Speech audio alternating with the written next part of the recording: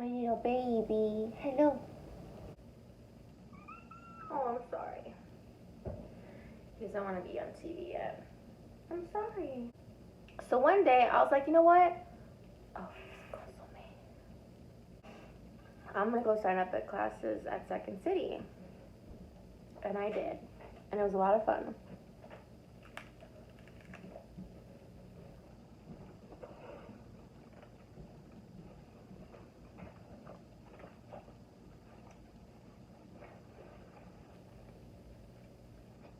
Now,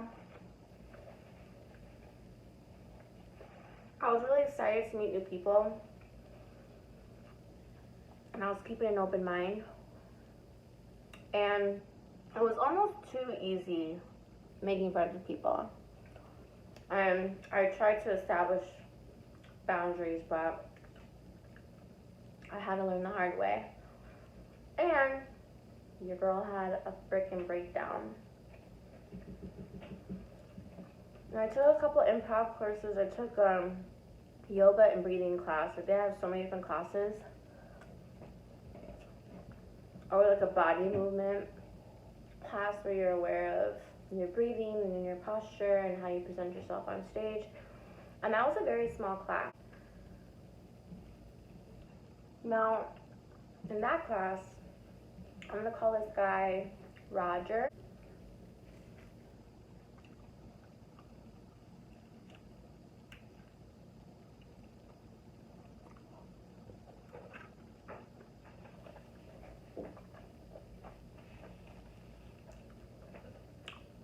We gravitated towards each other right away. Now, he had a crush on one of the other boys in class that he was just like a little crazy, a little insecure, because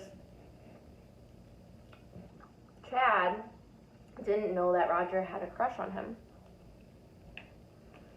And it was all good and fun until and Roger had confided in me because we hung out outside of class that he had a crush on Chad. Everything was good and dandy. I'm gonna take a break. Everything was good and dandy until one day we went out for this terrible Mexican lunch, and it was overpriced bougie right across the street from Second City.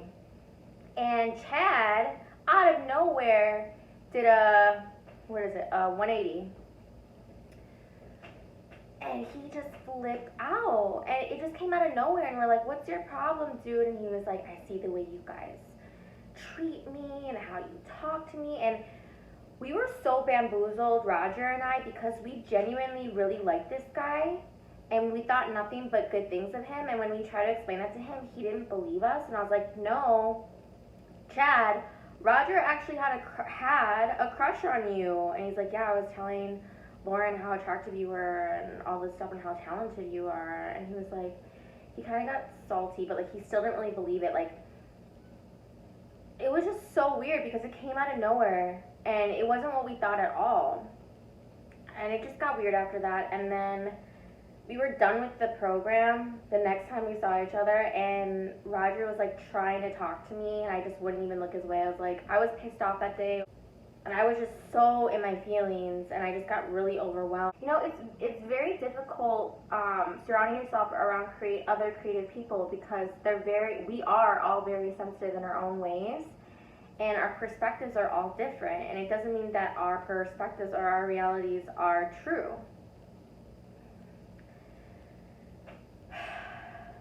Now, second situation, three instances occurred with me.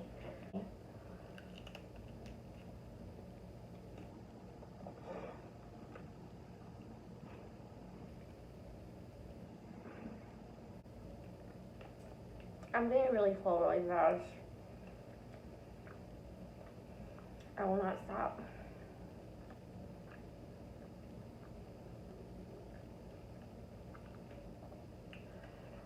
Now, this other one, I met this girl. I'm gonna call her Melanie. Now,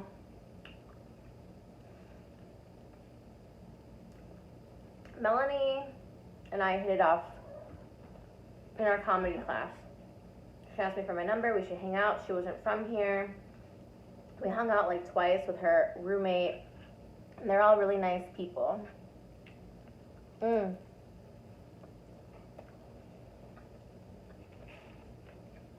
She was from New York. I don't know. Now, she was in a couple other classes, and one night she invited me to her improv with one of her classmates. Now, in those improv classes, people get really close really fast, for the most part. And I never met any of these people. So I went to go watch her perform. I remember seeing this really pretty girl on stage. Nice body, decent face, beautiful hair. And I was like, wow, like she's really stunning, you know? And at that time, I was really working on, I don't give out compliments, like I was working on giving genuine compliments. And when I had met all these people were so cool, except for, I'm gonna call her Quinn. You know, I went to an all-girls school, I've been around girls my whole life, and you know when somebody just immediately has an issue with you. And I wasn't stressed about it, like I've experienced it so many times, and her stank-ass face was just like, immediately. I had this horoscope necklace on. And before that, I was like, oh hey, I saw you on stage, you're really good, like you're really beautiful, you have a really nice body. And I don't know if that like caught her off guard, but I said it like genuinely, like I genuinely meant it. She's like, oh, thank you. Like, I don't think she believed it because she doesn't believe that about herself, unfortunately. A lot of people don't feel that way about themselves like that. But I wasn't being petty, like I genuinely meant it. So she saw a horoscope necklace. She's like, oh, what are you? I'm like, Libra. And she goes, so I said, what are you? Scorpio. Like, bitch, you're the one with the claws. Really? You're gonna prejudge me based off my horoscope? And I hate it when people do that. Like, I try not to do that, but if you end up acting the same way as the other Scorpio or whatever sign you are, then yeah, it's a theme. But not all the time. So I was like, you know what, fuck this bitch. I'm gonna stay in my lane. So we all went out to drink, went to a bar. She was doing her own thing, I was doing my own thing, I was talking to other people, she was talking to other people, we just stay away from each other. Now,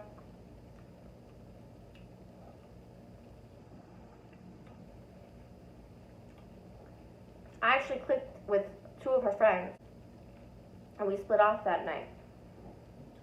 So we all agreed to meet at another bar across the street.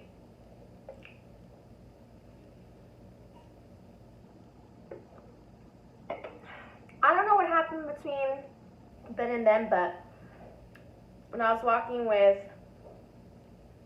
Cherry and Chocolate's the guy, Cherry's the girl, we were faded, and as we were walking to the next bar, Chocolate's like, the guy, hey, let's all get shots. Alright, cool.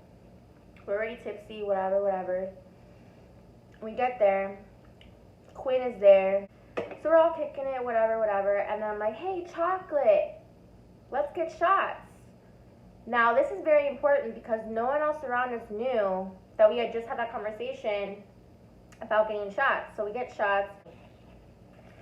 This is important. The group splits off again. I go with Cherry and Chocolate, and we go to another improv show. And at the improv show, I thought that Chocolate had paid for the shots already that he suggested.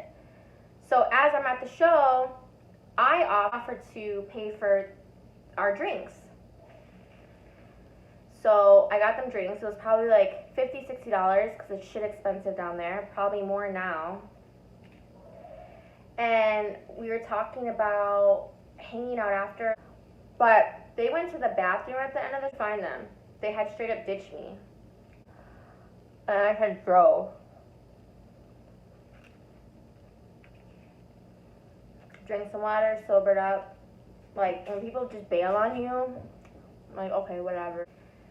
So Dawn didn't get back to me because I guess she was off faded somewhere. But I didn't know, unbeknownst to me at the time,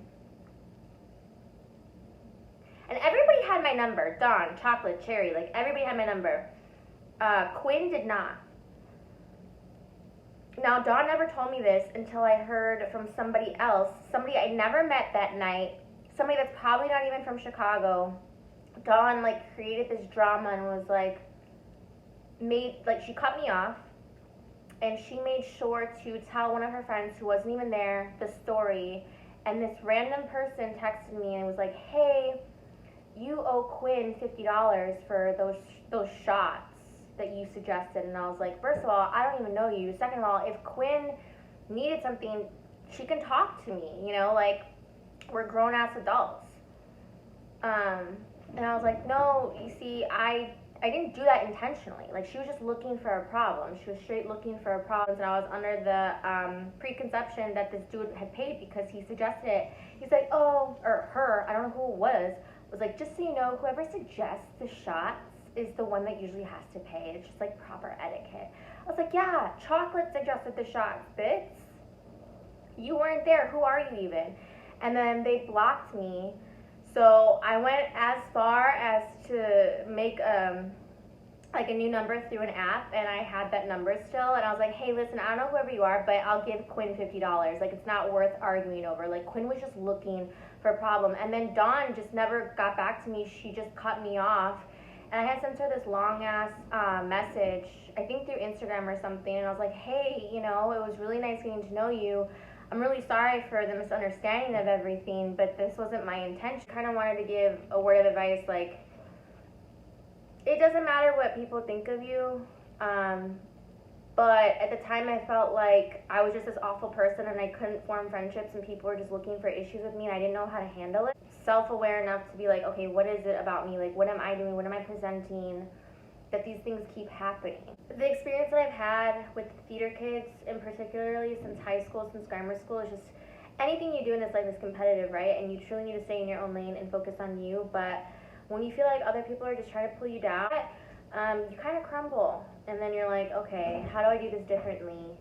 And I think I was doing it for the wrong reasons. Like, I think I was doing it for attention and validation, where I had lost it of doing it as like a genuine passion. So, you know, we'll chat next time.